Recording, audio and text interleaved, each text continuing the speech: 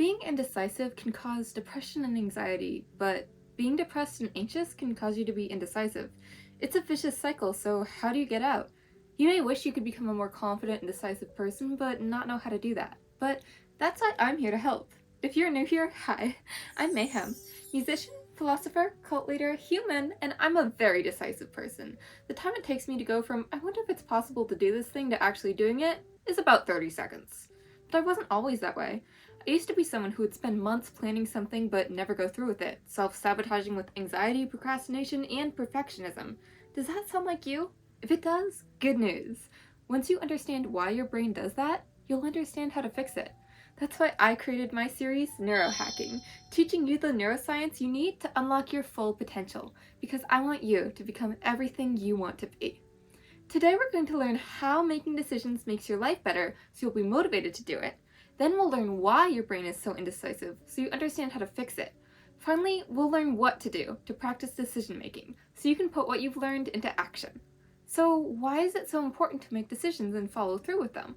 Well, for one thing, because this is basically the definition of confidence. Confident people trust themselves and take action. Becoming more confident changes your brain chemistry to be less anxious because it signals to your nervous system that you've moved up in the social dominance hierarchy, which makes you feel safer. It makes you less depressed because it strengthens your internal locus of control, the sense that you are in charge of what happens in your life. And being more confident can just objectively improve your quality of life because confidence can give you better opportunities, like new friends, better jobs, or your dream partner. All of these things can come from working on your decision-making skills. Now, when I say decision-making skills, you may think I'm talking about how to make the best decision possible, but this is actually the wrong way to look at things. The fear of making bad decisions is one of the biggest mindsets that keeps us indecisive, but I actually think there's no such thing as a bad decision. Things we usually call bad decisions, bad habits such as smoking, drinking, or scrolling, often aren't even decisions at all, but heuristics, loops wired into our brain that cause us to choose something automatically over and over without pausing to decide whether or not we should. These need to be dealt with separately, and I made a video about how to do that called Bad Decisions? You May Be a Robot. Heuristics aside, what about the times you actually made a deliberate choice and it still turned out terribly wrong? Well, if you made the best decision you could with what you knew at the time, it wasn't really a bad decision even if you didn't like the outcome. Life is a game of chance, and you pay for the times you win with all the times you lost. If regret over decisions you made in the past is holding you back from making future decisions, I've got a video to fix that, called Regret Something? Watch this. Now you might say, okay, I can understand that the decisions themselves aren't bad, but I'm still scared of a bad outcome even if it's not my fault. And it's normal to think this way, because the human brain has something called the negativity bias. This means we are more affected by negative events than we are by positive ones. For example, if you won $100, got super excited and raced home, but then got an $80 speeding ticket, you would probably feel worse overall than if nothing had happened, even though you'd still end up $20 richer. Our brains are skewed to place more emphasis on avoiding bad things than on chasing good things. This helped our ancestors avoid unnecessary risk when survival was a daily challenge, but can get in our way in modern times. But I've found a way to get around this by pitting the brain's own biases against itself. See, there's another cognitive bias we all have called loss aversion. This means we are more unhappy about losing something than we would be happy about gaining that thing. If you found $20, then lost it again, you wouldn't just feel neutral. You would feel more unhappy than you did before you found it. And the reason we have loss aversion is because of our brain's negative bias. Evolution wired our brains to have stronger reactions to negative events than to positive ones, because negative events usually required us to take action while positive ones didn't. But luckily, there is a way to use loss aversion to your advantage, with the power of framing. Framing just means the point of view you see an event from, and you can reframe any event in a more positive or negative way than you would normally see it.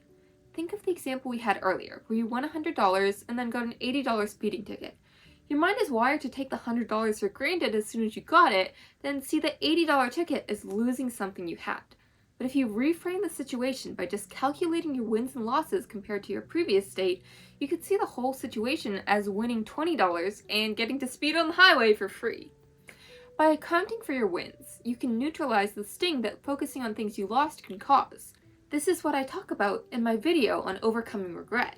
But there's also a way to use loss aversion to motivate you to do something in the future. Imagine there's a goal you really want to accomplish, like learning to run a marathon. But in order to move towards it, you'd have to do some pretty uncomfortable stuff, like getting up off your couch. From your perspective, you see getting up off your couch as losing something valuable you have, your comfort, and you care more about not losing that than you do about gaining something good, finishing the marathon. But now try this mental exercise to see if we can change that. Listen to music that inspires you and visualize yourself completing the goal, in this case, finishing the marathon.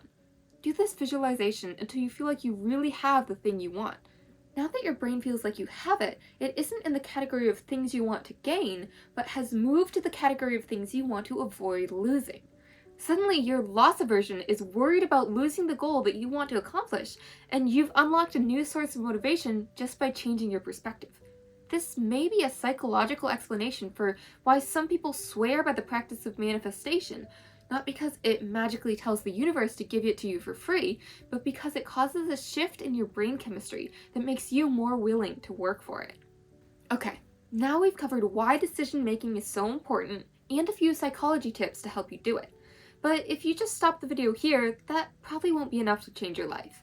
In order to rewire your brain to be more decisive, you need practice. But where do you start?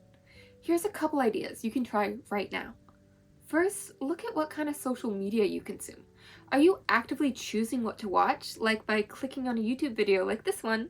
Or are you passively scrolling and letting the algorithm choose what you watch? You may just think screen time is screen time, but it actually makes a big difference in your brain chemistry whether you choose what you're consuming or not. Not only does making a choice give you a much higher probability of watching something informative or inspiring, but just the act of making the choice itself strengthens the circuit in your brain involved in decision making. Conversely, allowing yourself to be force-fed a stream of videos without having input as to what they are is making you feel more powerless, conditioning you to submit to authority instead of thinking for yourself. The worst kind of social media for your brain is short-form videos that scroll in an endless feed. But the best kind of social media are platforms that encourage you to make decisions, like choosing which YouTube video to watch or selecting photos to save to a Pinterest board. If you know doom scrolling is bad for you but don't know how to quit, check out my video, How to Quit Doom Scrolling. Now let's find another way to practice being decisive in our lives. Let me tell you about my all-time favorite book, The Life-Changing Magic of Tidying Up by Marie Kondo. If I could recommend everyone in the world to read one book, it would be this one. It may sound like just an instruction manual for how to clean your room, but I think it's actually a philosophy book on how to make decisions, and decluttering your room is just a way to practice it. In fact, she actually says this herself. On page 187, KonMari says, "Discarding hones one's decision-making skills. Isn't it a waste to squander the opportunity to develop this capacity by saving things? When I visit my clients' homes, I never throw anything away. I always leave the final decision up to them. If I choose what to discard for them, there would be no point in tidying. It is by putting one's own house in order that one's mindset is changed." The method KonMari teaches is about how to pay attention to the way things affect your feelings and decide whether to keep them in your life based on whether they make you happy. Most people suffer from keeping things in their life that don't make them happy, whether it's clutter, a depressing job, or a toxic relationship, because they lack the decision-making skills to deal with it. They live this way just because it's the path of least resistance, the decision that doesn't ask them to make a decision. But no decision is usually the worst decision. If you're not actively deciding what kind of life you want, pretty soon you're going to wake up and find yourself living a life you don't want. If that's where you are right now, you might feel like it's out of your control. After all, you didn't choose for your life to be this way. But that's exactly the point. Your life is this way because you didn't choose it. But if you start practicing making small choices now, making your brain's decision-making circuit stronger and stronger, eventually you'll gain the power to choose exactly the life you want to live. And that's what it means to be happy. Thanks for deciding to watch this video. Love, Mayhem.